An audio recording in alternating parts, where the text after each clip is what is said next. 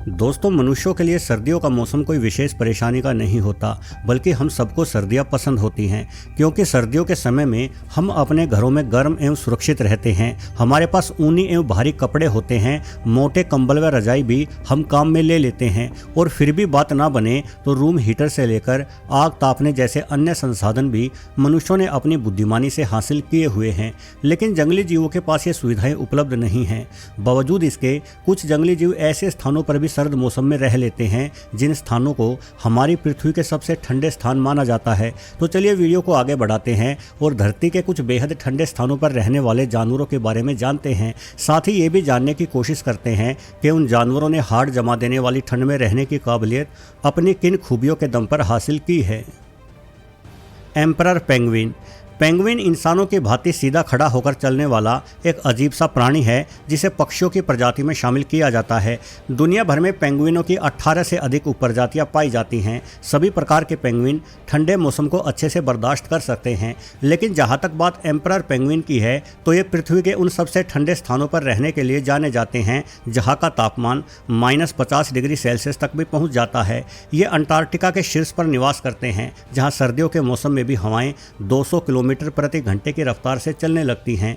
इन ठंडी तेज हवाओं के बीच ये पक्षी सर्दियों के मौसम में घेरा बनाकर खड़े हो जाते हैं, जिसे पेंगुइन घेरा कहा जाता है। घेरे के बाहर खड़े पेंगुइन तेज हवाओं के संपर्क में सीधे तौर पर होते हैं, वहीं घेरे के अंदर मौजूद पेंगुइन्स तक हवा नहीं पहुंच पाती। यही वजह है कि घेरे के अंदर वाले पेंगुइन्स का शरीर काफ़ी गर्म हो जाता है और घेरे के बाहर वाले पेंगुइन ठंड से कांपने लगते हैं। ऐसे में सभी पेंगुइन्स इस घेरे में लगातार अपने स्थान को बदलते रहते हैं, यानी बाहर वाले पेंगुइन धीरे धीरे अंदर की ओर खिसक जाते हैं और अंदर वाले बाहर की ओर। लगातार घेरे में अपना स्थान बदलते रहने के कारण इन सभी पेंगुइन पक्षियों को एक के बाद एक बराबर गर्मी मिलती रहती है, जिस वजह से इतनी ठंड में भी ये जिंदा बचे रहते हैं। पेंगुइन पक्षी अपने अंडों एवं बच्चों को ठंड से बचाने के लिए उन्हें अपने पैरों के बीच में छुपा लेते हैं। ठंड के समय पक्षी शिकार नहीं करते, बल्कि इनका सारा ध्यान खुद को ठंड से बचाने पर ही रहता है। हालांकि इस दौरान ये अपने बच्चों को खुद के गले में बनने वाला एक तरल पदार्थ पिलाते रहते हैं जिसे क्रॉप मिल्क कहा जाता है। क्रॉप मिल्क नर और मादा दोनों ही पेंगुइन्स में निर्मित होता है। नन्हे पेंगुइन अपने माता पिता के मुंह में अपनी चोंच डालकर इस तरल को पीते हैं। ठंड बीत जाने पर भूखे पेंगुइन समुद्र में मछली पकड़ने चले जाते हैं, लेकिन सर्दियों में हुई तेज बर्फबारी के कारण समुद्री किनारों पर बर्फ के पहाड़ बन जाते हैं, जिन पर से कुछ इस प्रकार से कूदते हुए पेंगुइन समुद्र की ओर प्रस्थान करते हैं। आर्कटिक लोमड़ी। आर्कटिक लोमड़ी मुख्य रूप से मांसाहारी जीव है जो समुद्री तटों से दूर भारी बर्फबारी के इलाकों में रहती है। हमारी पृथ्वी के उत्तरी ध्रुव पर पाई जाने वाली ये लोमड़ी -60 डिग्री सेल्सियस के तापमान को भी आसानी से झेल सकती है। अपने सफ़ेद रंग के बालों में लोमड़ी बड़ी ही खूबसूरत दिखाई पड़ती है, लेकिन ऐसे सफ़ेद बाल आर्कटिक लोमड़ी केवल सर्दियों में ही धारण करती है ताकि इसका शरीर बर्फ के साथ घुल मिल जाए और ये लोमड़ी किसी शिकारी को नजर ना आए। जब सर्दियाँ बीत जाती है तो आर्कटिक लोमड़ी के बालों का रंग गहरा या हल्का भूरा हो जाता है।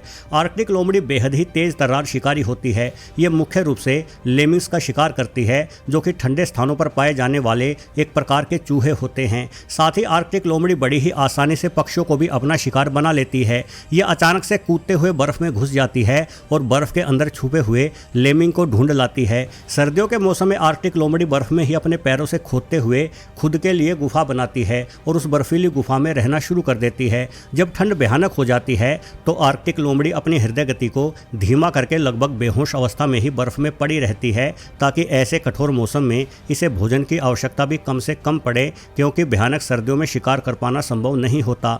आर्कटिक लोमड़ियों की संख्या लगातार घटती बढ़ती रहती है। इनकी उम्र मात्र 3 वर्ष के आसपास ही रहती है और ये जल्दी जल्दी संतानें उत्पन्न करती हैं। यानी जब शिकार अधिक मात्रा में उपलब्ध होता है तो कुछ ही वर्षों में आर्कटिक लोमड़ियों की संख्या में वृद्धि हो जाती है। वहीं शिकार की कमी होने पर इन लोमड़ियों का दिखाई दे पाना भी काफ़ी दुर्लभ हो जाता है। Polar bear. अभी शानदार भालू से तो आप परिचित होंगे ही। पोलर बेयर को बर्फ का राजा कहा जाता है। साथ ही हमारी पृथ्वी का सबसे बड़ा मांसाहारी जानवर भी है, जिसका वजन 1000 किलोग्राम से भी अधिक हो सकता है। पोलर बेयर के बाल पारदर्शी होते हैं, जो कि सूर्य की रोशनी में शीशे की भांति चमकते हुए इसके शरीर को गर्मी देते हैं। अपनी चमक के कारण ही ये बाल सफ़ेद दिखाई पड़ते हैं। वहीं सामान्य भालुओं की ही भांति पोलर बेयर की त्वचा का रंग भी काला होता है, लेकिन इसके सफ़ेद चमकदार बाल उस काले रंग की त्वचा को पूरी तरह से से ढक लेते हैं। वैसे बर्फ़ में रहने के साथ साथ पोलर बेयर को एक समुद्री स्तनपाई के तौर पर भी पहचान मिली हुई है, क्योंकि ये जानवर समुद्री किनारों पर रहना बड़ा ही पसंद करता है और ये मुख्य रूप से शिकार भी समुद्री जानवरों का ही करता है। पोलर बेयर लगातार कई सप्ताह तक समुद्र में तैरते हुए रह सकता है और ये समुद्र में तैरते हुए ही सैकड़ों किलोमीटर की यात्राएं भी कर लेते हैं। जहाँ तक भोजन का सवाल है तो पोलर बेयर कुछ भी खा सकता है। ये मांस के साथ साथ सभी प्रकार के फलों और इंसानों द्वारा फेंके गए कूड़े करकट को भी बड़े चाव से खाता है। पोलर बेयर को तो कई बार गाड़ियों के टायर तक चबाते हुए देखा गया है। ये बिना देरी किए अपने इलाके में गए किसी भी इंसान पर हमला बोल सकता है। एक ज़माने में रूस से लेकर कनाडा तक के इंसानों में पोलर बेयर के प्रति बेहद अधिक खौफ होता था। हालांकि वर्तमान में इन भालुओं की संख्या बहुत ही कम बची है। वैज्ञानिक अनुमान लगाते हैं कि आने वाले 20 से 25 वर्षों में ये भालू पूरी तरह से गायब हो जाएंगे।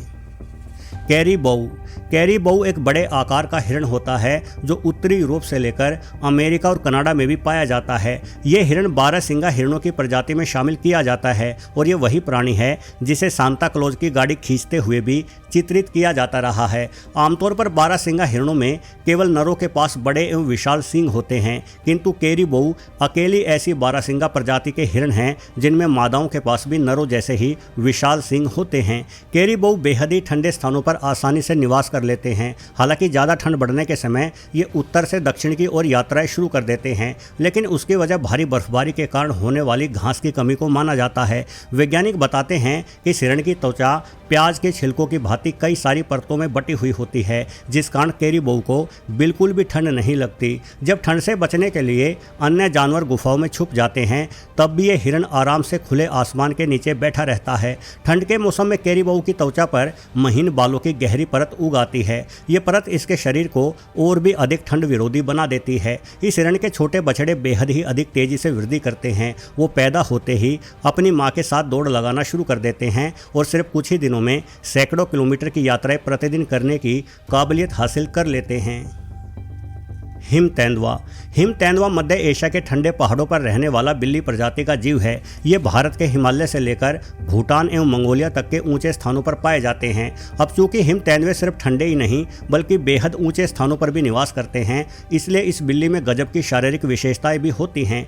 इनकी मोटी एवं भारी पूंछ इन्हें पहाड़ियों पर चलते समय संतुलन बनाए रखने में मदद करती है। हिम तेंदुए पहाड़ पर से कई सौ फीट की ऊंचाई से नीचे गिरने के बावजूद भी चोटिल होने से बच जाते हैं। ये अक्सर पहाड़ी बकरियों का शिकार करते हैं और शिकार करने के लिए ये नीचे गिरने की तरकीब को ही आजमाते हैं। असल में हिम तेंदुए पहाड़ी बकरी को पकड़ते हुए पहाड़ से छलांग लगा देते हैं। ऐसे में नीचे गिरते समय पत्थरों से टकराती हुई पहाड़ी बकरी तो मारी जाती है, किंतु हिम तेंदुए को खरोच तक नहीं आती। वैसे जीव वैज्ञानिक बताते हैं कि भले ही हिम तेंदुओं के नाम में तेंदुआ शब्द आता हो, परंतु ये प्राणी तेंदुओं की बजाय बाघों के अधिक करीब माना जाता है। कहा जाता है कि बाघों की उत्पत्ति हिम तेंदुओं से ही हुई है। हिम तेंदुओं के पेट पर चर्बी की मोटी परत होती है। ये परत इन्हें बर्फ पर लंबे समय तक बैठकर घात लगाने में मदद करती है। साथ ही इनके पैरों में कुदरती रूप से जूते भी होते हैं। दरअसल हिम तेंदुओं के पंजों के नीचे और बीच में भी महीन बालों की मोटी परत होती है, जिस कारण इनके पैर बर्फ में चलने पर भी ठिठुरते नहीं हैं। एक हिम तेंदुआ आसानी से 30 फीट से भी अधिक लंबी छलांग लगा सकता है और ये बेहद तेज गति से आगे भी बढ़ते रहते हैं। कोई हिम तेंदुआ बड़ी ही आसानी से एक रात में 50 किलोमीटर से भी ज़्यादा की दूरी तय कर लेता है। तो दोस्तों, ये थे हमारी पृथ्वी पर रहने वाले कुछ ऐसे जीव जो ना सिर्फ बेहद ठंडे स्थानों पर रहते हैं बल्कि हद से ज़्यादा विषम परिस्थितियों को भी झेलते हैं। ये वीडियो आपको पसंद आया हो तो इसे लाइक ज़रूर करते जाएं और आगे भी ऐसे ही रोचक वीडियो देखते रहने के लिए सब्सक्राइब बटन भी दबा दें। धन्यवाद।